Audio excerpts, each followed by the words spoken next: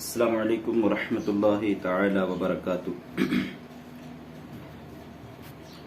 اعوذ باللہ من الشیطان الرجیم، بسم اللہ الرحمن الرحیم۔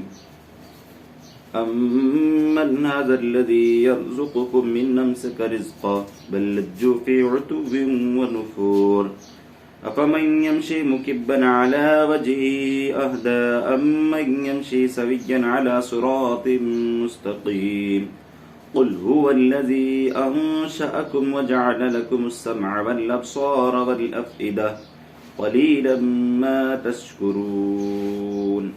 ترجمہ: تو کیا جو اپنے منہ کے بل اوندھا چلے وہ زیادہ راہ پر ہے یا وہ جو سیدھی راہ پر سیدھا چلے؟ فرمایا کہ مومن اور کافر کے درمیان ایک واضح نشانی فرمائی اللہ رب العزت نے، اور اس کی ایک مثال دے کے فرمایا اللہ رب العزت نے کہ وہ شخص جو اپنے منہ کے بل اوندا چلے اور نہ آگے دیکھے نہ پیچھے، نہ دائیں نہ بائیں، وہ زیادہ راہ پر ہے یا وہ شخص جو راستے کو دیکھتے ہوئے چلے؟ صحیح صاف اور سیدھی بات ہے کہ جو راستے کو دیکھتا ہوا چلے گا وہ زیادہ آگے بڑھے گا۔ کافر اور مومن کی دنیاوی مثال اور ان کی اخروی مثال کا حال یہی ہے۔ جو اس مثال کا مقصود یہ ہے کہ کافر گمراہی کے میدان میں اس طرح چلے گئے کہ انہیں منزل معلوم اور راستہ پہچاننے کی بھی خبر نہ ہوئی، اور مومن آنکھیں کھولے رائے حق دیکھتا ہے اور پہچانتا ہوا چلتا ہے۔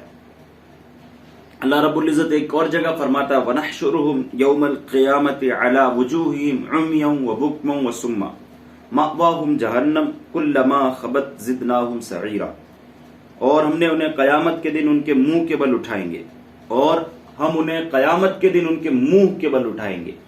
منہ کے بل اٹھائے جانا یہ ایک دردناک عذاب کی طرف نشاندہی ہے، اس حال میں کہ وہ اندھے اور گونگے اور بہرے ہوں گے، ان کا ٹھکانہ جہنم ہے، جب کبھی بجھنے لگے گی تو ہم اسے اور بڑھکا دیں گے۔ اللہ اکبر! جہنم اگر بجھنے بھی لگے گی، رب تبارک و تعالیٰ کہہ رہا ہے خبت زدناہم سعیرا، ہم اسے اور بڑھکا دیں گے۔ اللہ اکبر!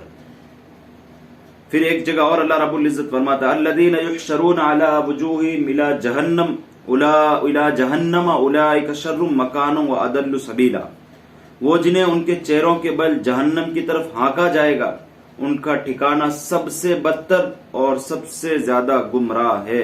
اللہ اکبر! تو ہمیں چاہیے کہ اپنے ایمان کی سلامتی کے ساتھ زندگی گزارے۔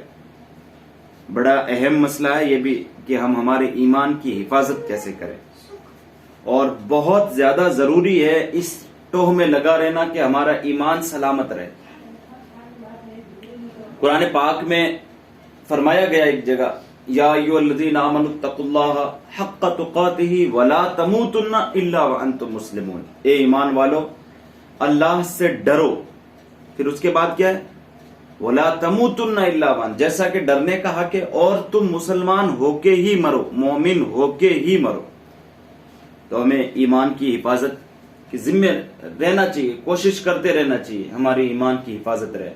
بزرگان دین کی یہی دعا رہتی تھی، یا اللہ جس وقت آخری سفر ہو اس دنیا سے، ہم سب کی زبان پر کلمہ طیبہ جاری ہو، لا الہ الا اللہ محمد رسول اللہ صلی اللہ علیہ وسلم۔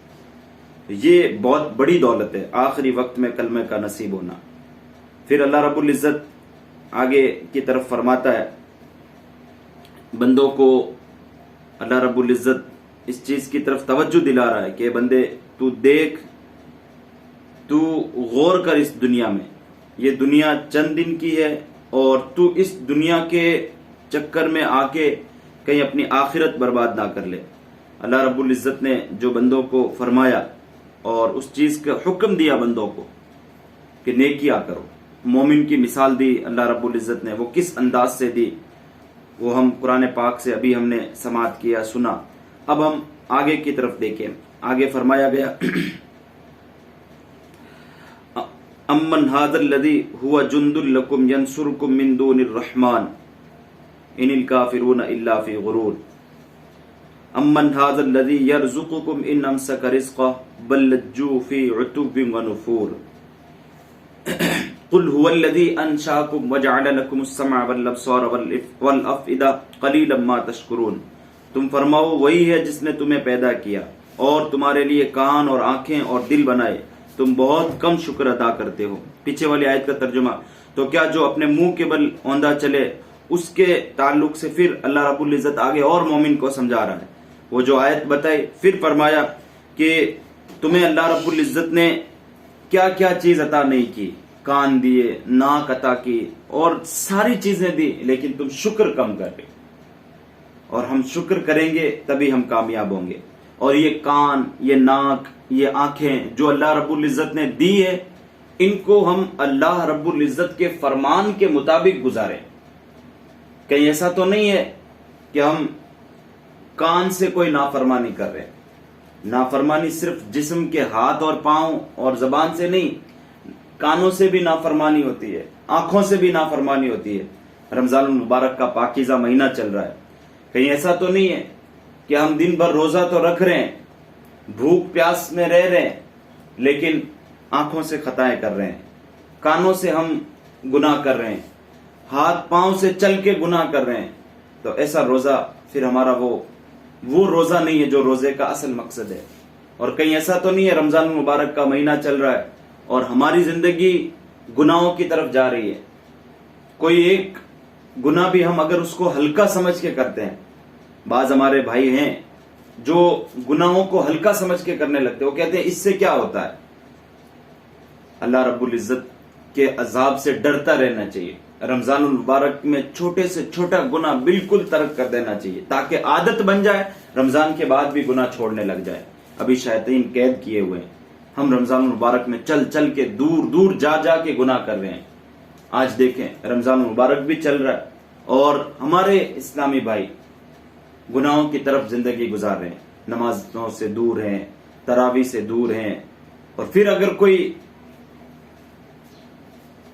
بندہ گناہ کی سوچ لیتا ہے تو پھر وہ گناہوں کی طرف دوڑے چلا جاتا ہے۔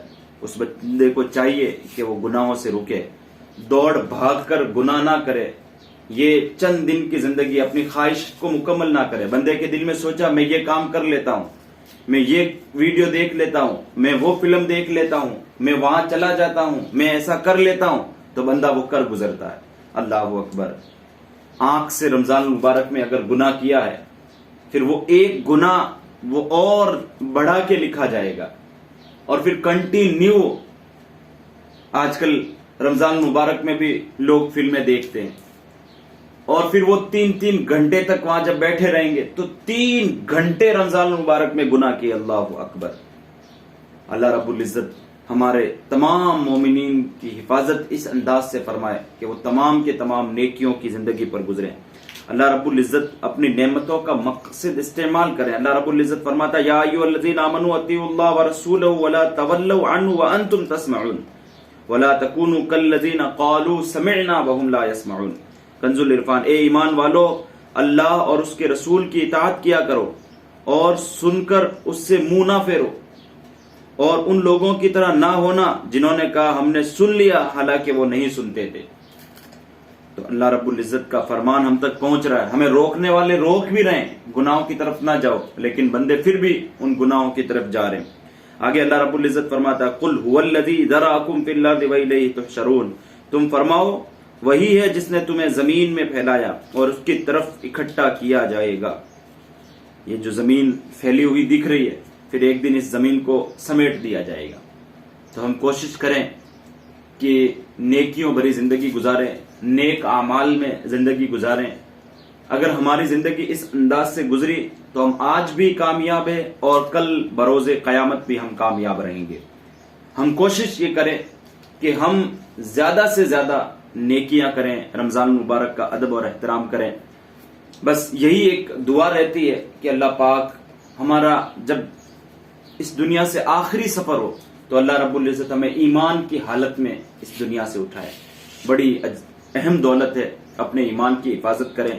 آج کل لوگ اپنے پیسوں کی حفاظت کے لیے بینک وغیرہ میں جمع کرواتے ہیں، تو ٹھیک ہے وہ ان کے پیسوں کی حفاظت ہو رہی ہے، گھر میں کہیں چوری نہ ہو جائے، اس انداز سے وہ اپنے کمائے ہوئے پیسوں کی حفاظت میں لگے رہتے ہیں. تو ہمیں بھی اپنی حفاظت اس انداز سے کرنی ہے ایمان کی کہ کہیں کوئی لٹیرا ہمارا ایمان کو نہ لوٹ لے، کہیں کوئی عقائد کے لٹیرے آ کے ہمارے عقیدے کو کمزور نہ کر دے. اللہ رب عزت کی بارگاہ میں دعا کرتے ہیں مولا قدیر ہمیں کہنے اور سننے سے زیادہ عمل کرنے کی توفیق عطا فرمائے. وما علینا الا البلاغ. السلام علیکم ورحمۃ اللہ وبرکاتہ.